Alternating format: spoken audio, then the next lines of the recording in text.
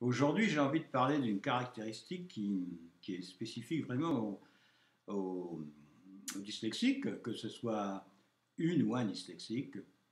C'est le fait que ces personnes, au cours de leur vie, vont souvent tester leur entourage, et notamment les personnes avec lesquelles ils vivent affectivement. Dernièrement, j'ai rencontré une copine qui vit avec un dyslexique, et elle m'en parlait, elle me dit, mais parfois, je suis surpris par ses réactions, alors que c'est quelqu'un qui est plutôt d'un tempérament assez uniforme, plutôt cool, sympa à vivre et tout. Et d'un seul coup, il y a des réactions qui sont plutôt brutales.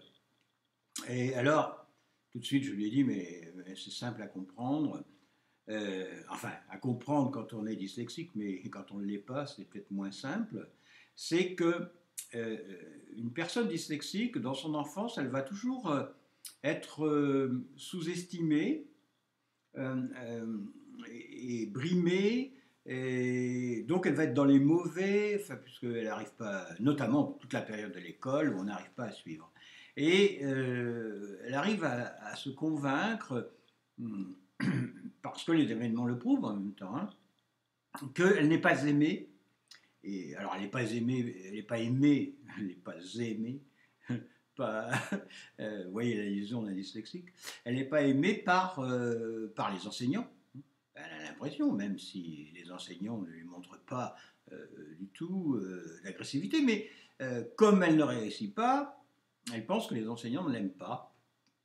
Et puis c'est sûr qu'elle reçoit des réflexions désagréables, mais surtout, chez elle, même si ses parents font pas mal d'efforts, comme ils sont déçus, comme ça marche pas fort à l'école, au bout d'un moment, le dyslexique ou la dyslexique se dit on ne m'aime pas. Et alors, ça va s'incruster dans son esprit, en fin de compte, pour la vie, et en se disant mais je ne suis pas aimé, on m'aimera jamais vraiment pour ma valeur, quoi. Si un jour on m'aime, c'est parce que peut-être que j'aurai de l'argent, peut-être que j'aurai réussi ceci ou cela, et on m'aimera pour ça, mais pas pour moi, pour ma personne. Elle en est convaincue.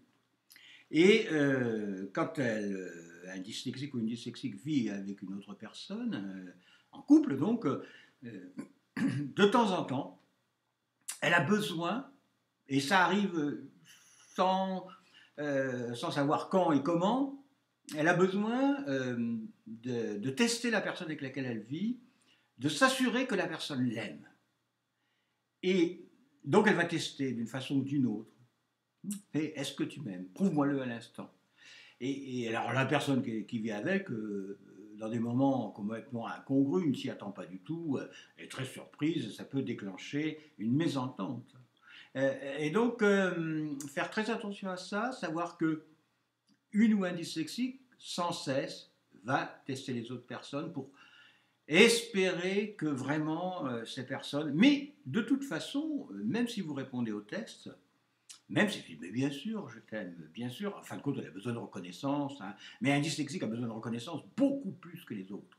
On a tous besoin de reconnaissance, on a besoin d'être complimenté, de dire ben, ce que tu as fait, c'est ah, ça m'a fait plaisir, ou c'est super le travail que tu as effectué dans la maison, par exemple, ou dans le jardin. Mais un dyslexique, c'est multiplié par 1000.